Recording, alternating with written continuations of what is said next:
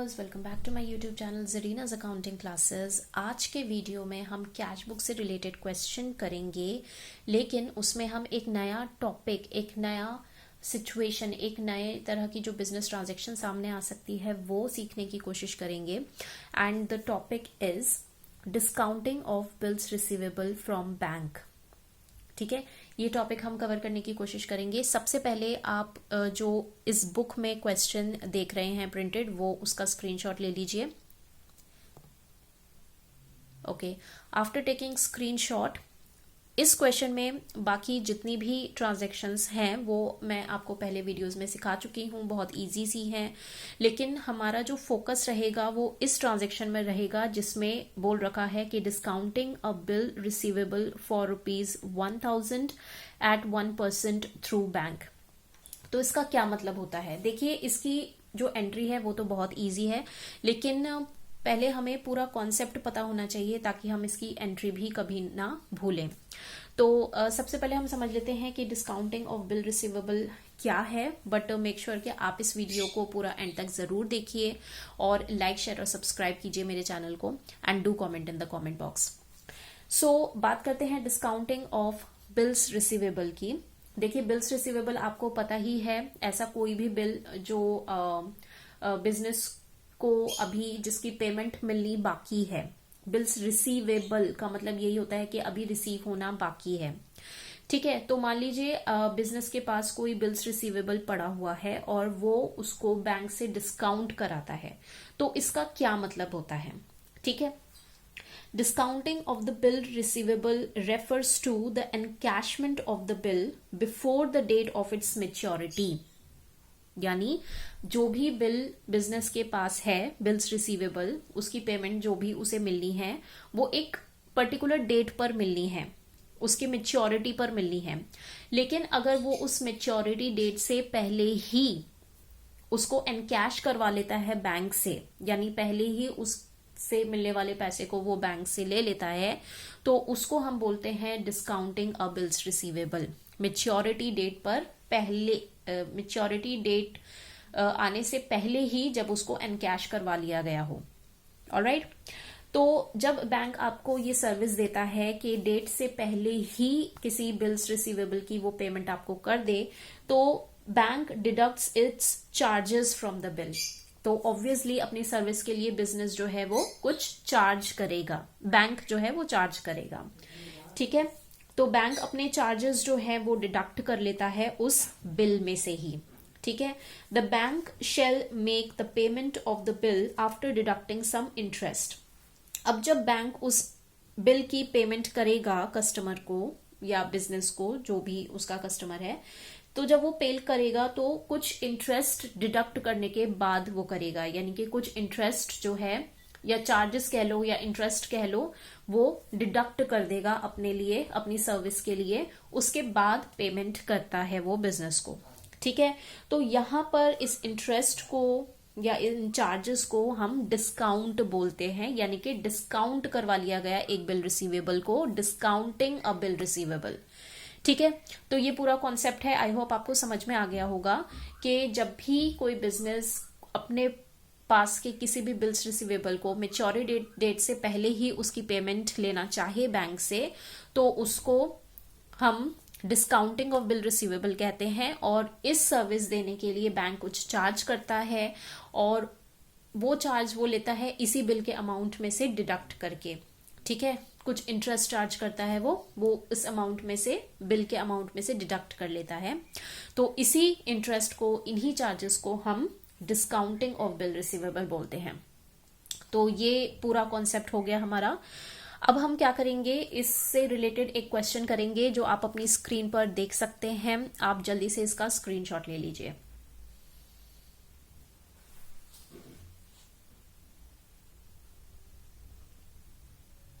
तो स्क्रीनशॉट लेने के बाद अब हम चलते हैं इसकी सोल्यूशन की ओर। हमेशा की तरह मैंने आपके लिए ये पूरा फॉर्मेट बनाकर पहले से ही रखा हुआ है। अब हम एक एक करके सॉल्व करते हैं इसमें दी हुई business transactions. The first one is cash in hand and cash at bank 5000 and 80,000 rupees. तो जो भी डेट दे रखी है 2006 जून 1। तो जो भी बैलेंस कैश इन हैंड और कैश एट बैंक जो होता है, वो जो भी बैलेंस होता है बिजनेस के पास, उसकी एंट्री हम करते हैं टू बैलेंस बीडी, यानी कि इतना अमाउंट उसके पास है, इतना बैलेंस उसके पास है, तो वो रिसीट साइड पर जाता है। ठीक है, एक तरह से कैपिटल में, वो कैपिटल अकाउंट में जाता है। तो जैसे हम टू कैपिटल करते हैं वैसे ही टू बैलेंस बीडी करेंगे। And the amount is, cash का अमाउंट है 5000 और बैंक का अमाउंट है 80,000 जो बिजनेस के पास एज बैलेंस है। ठीक है, आगे बढ़ते हैं। Discounting a bills receivable for ₹1000। Business के पास एक बिल्स रिसीवेबल था 1000 का, उसे उसने डिस्काउंट करवा लिया 1% पर, यानी कि ये जो 1% है वो इंटरेस्ट चार्जेस हैं बैंक के। ठीक है, तो इसकी एंट्री जो करते हैं हम, उसका तरीका क्या होता है, उसका मेथड क्या होता है। सबसे पहले हम 1000 पर 1% बैंक चार्जेस को कैलकुलेट कर लेंगे। तो 1000 का 1% जो है वो 10 रुपीज होगा। ठीक है, तो जो अमाउंट दे रखा है, जितने अमाउंट का बिल्स रिसीवेबल है, उसमें से ये 1% कैलकुलेट करके हम उसको माइनस कर देंगे। तो 1000 में से जब आप 1%, दैट इज 10 रुपीज माइनस करोगे तो आपके पास कितना बचेगा, 990 बचेगा। अब हमें जो भी एंट्री करनी है कैश बुक में वो 990 से करनी है, हमें 1000 की कोई एंट्री नहीं करनी है। अब आपके माइंड में अगर ये क्वेश्चन आता है कि 1000 की एंट्री कहां पर जाएगी, जो कि बिल्स रिसीवेबल का अमाउंट था, तो उसकी जो भी एंट्री करनी थी बिल्स रिसीवेबल की, वो जर्नल में या तो हो चुकी होगी या करनी होगी, व्हाटएवर। लेकिन आपको मैं साफ साफ बता दूं कि कैश बुक में उसकी कोई एंट्री नहीं होगी, क्योंकि अब उसको डिस्काउंट करवा लिया गया है। ठीक है, तो जो भी एंट्री होगी बैंक चार्जेस डिडक्ट करने के बाद होगी। ठीक है, तो मैंने आपको जैसा कि बताया, बिल्स रिसीवेबल 1000 रुपीज का था, उसका 1% is 10 rupees, 1000 minus 10 is 990 rupees. तो इस 990 रुपीज से ही जो भी एंट्री होगी वो होगी कैश बुक में, बाकी कोई एंट्री नहीं होगी। बाकी जो भी एंट्री थी बिल्स रिसीवेबल से रिलेटेड वो थी जर्नल में जाएगी। ठीक है, तो यहां पर हम कैश बुक में जो एंट्री करेंगे, to bills receivable, to bills receivable account. ठीक है, रिसीव किया है बिजनेस ने, रिसीट साइड पर डालेंगे, क्योंकि बिल्स रिसीवेबल अब उसके पास आए। ठीक है, तो एक तरह के जो भी उसको इनकम हुआ या गेन हुआ, ठीक है, तो all incomes and gains are credited, तो ये टू साइड पर, क्रेडिट साइड पर जाएगा, to bills receivable account. And amount जो होगा बैंक कॉलम में, दैट इज 990। ठीक है, 1000 का 1% 10 रुपीज डिडक्ट करने के बाद ये अमाउंट आएगा। ठीक है, आगे बढ़ते हैं।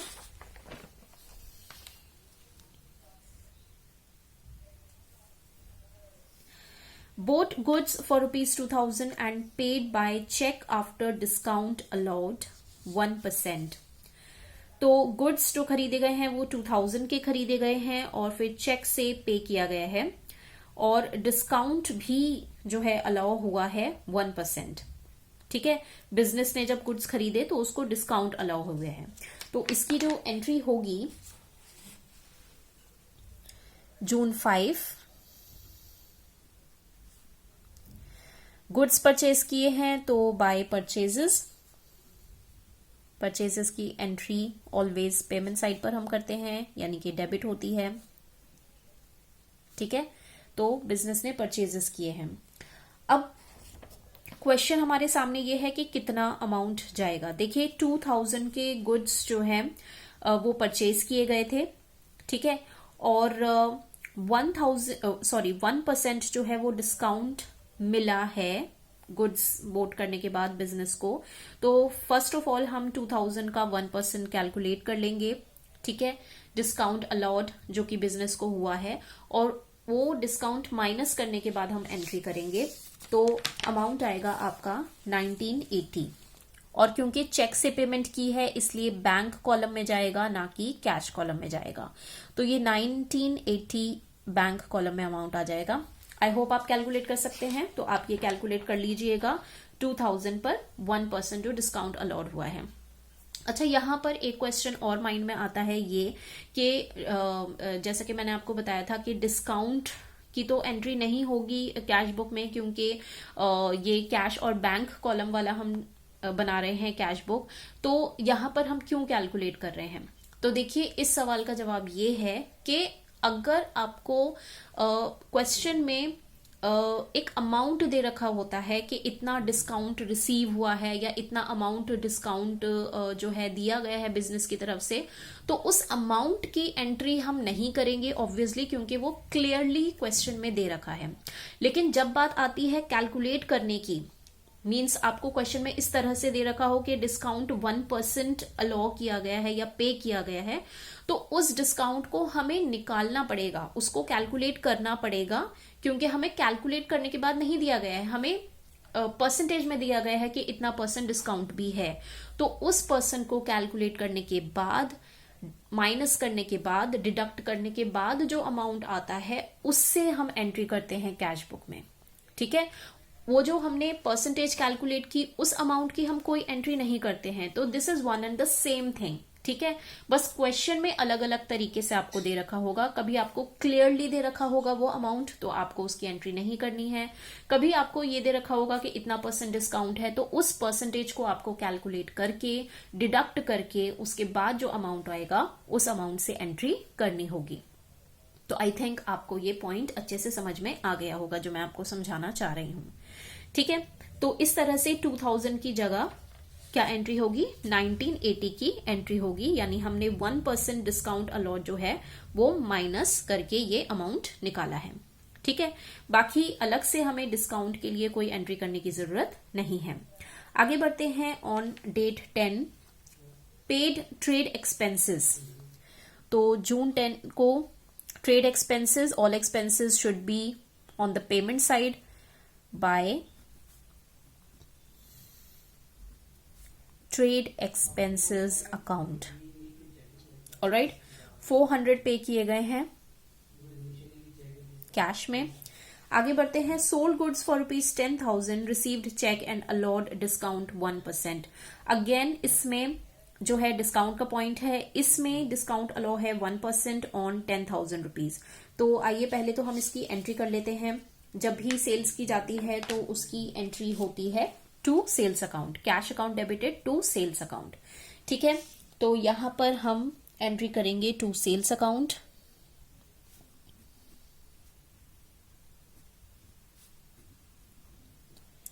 ठीक है, अब क्वेश्चन ये आता है कि 10,000 के गुड्स सेल किए गए थे, उस पर जो 1% डिस्काउंट है वो कस्टमर को अलाउ किया गया है, दिया गया है। ठीक है, तो अगेन हम 10,000 पर 1% कैलकुलेट कर लेंगे डिस्काउंट, और उसको डिडक्ट करने के बाद हमारे पास अमाउंट आएगा 9,900।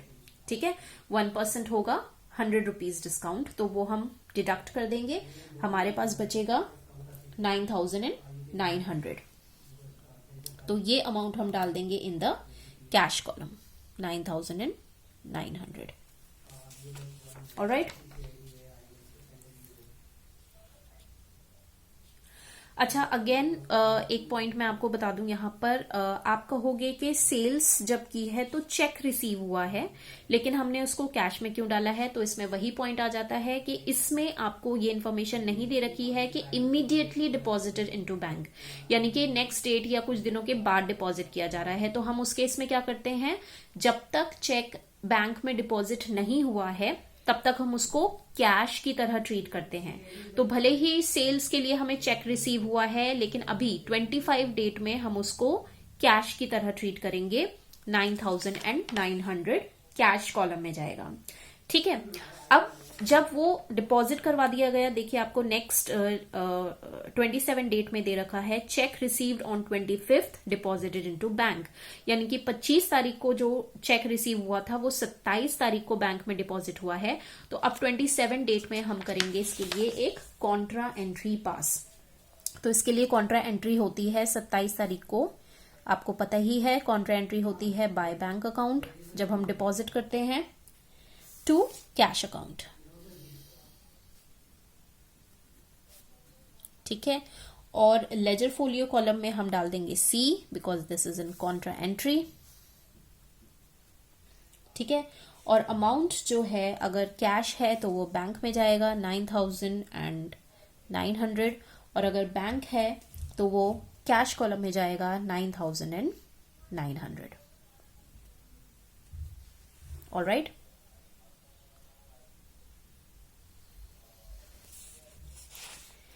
आगे बढ़ते हैं। Received cheque from John and company ₹4,000। तो जॉन एंड कंपनी से रिसीव हो रहा है, तो चेक रिसीव हो रहा है 4,000 का। तो 28 डेट में हम एंट्री करेंगे to John and company. Alright, credit the giver rule apply करेंगे, यानी कि टू साइड पर आएगा जॉन एंड कंपनी, क्योंकि जॉन एंड कंपनी दे रहा है। 4,000 का वो चेक दे रहा है, ठीक है, लेकिन इसकी एंट्री हमने की है in the cash column. Again मैं इस पॉइंट को आपको क्लियर करना चाहूंगी। देखिए, इसमें कहीं पर भी ये इंफॉर्मेशन नहीं दे रखी है कि इमीडिएटली डिपॉजिटेड इनटू बैंक, ठीक है। और इसमें बाद में भी कोई ऐसी इंफॉर्मेशन नहीं दे रखी है कि जॉन एंड कंपनी से जो चेक मिला वो बाद में किसी डेट पर डिपॉजिट करवा दिया गया, ठीक है। तो दोनों ही तरह से कोई एंट्री नहीं दी गई है, तो इसलिए हम इसको कैश की तरह ही ट्रीट करेंगे, यानी कि हम फुली यही मानेंगे कि ये चेक डिपॉजिट नहीं किया गया है बैंक में, ठीक है। तो इसको कैश की तरह ट्रीट करना है। ऑलराइट, आगे बढ़ते हैं। Cheque received from Ram 4,000 on 29 date and 30 date को cheque receive from Ram deposited into bank. तो इसकी भी सेम एंट्री होगी जैसे हमने अभी ऊपर की थी। तो 29 डेट में हम करेंगे, राम से चेक रिसीव हुआ है, Ram is the giver, to Ram हो जाएगा, क्रेडिट द गिवर। राम से हमें 4,000 जो है, जब तक हमने डिपॉजिट नहीं किया है चेक, तब तक उसको कैश ट्रीट करेंगे, कैश कॉलम में डालेंगे 4,000। और 30 तारीख को जब हमने उसको बैंक में डिपॉजिट करवा दिया है, तो हम एंट्री पास करेंगे by bank account,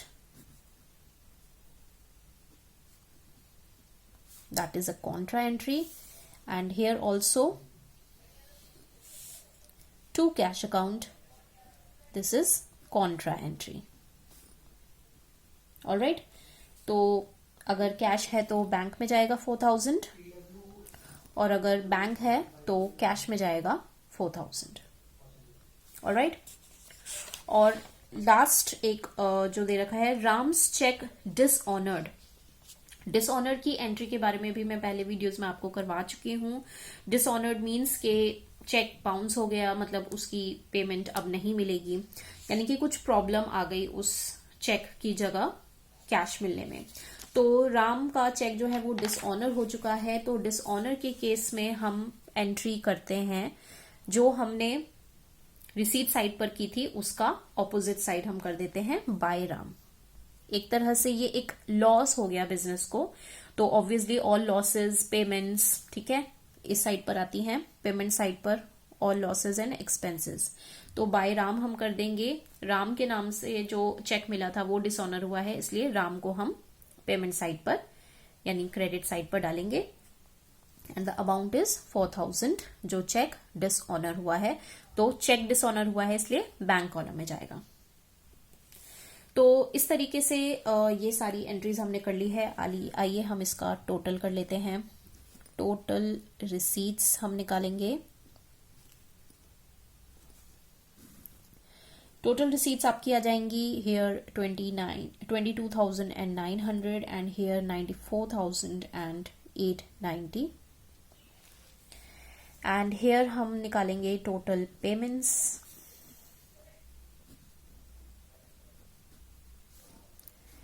here is 14,300 and here is 5,980। Alright, तो इस तरह से हम लास्ट डे पर निकालते हैं बैलेंस बाय बैलेंस सीडी नाम से। तो इन दोनों का डिफरेंस निकालेंगे तो बैलेंस आएगा 8,600, और इन दोनों का बैलेंस निकालेंगे तो बैलेंस आएगा 88,910 और इस तरह से एडअप करके हम दोनों साइड्स जो है वो हमें बैलेंस करनी होती हैं।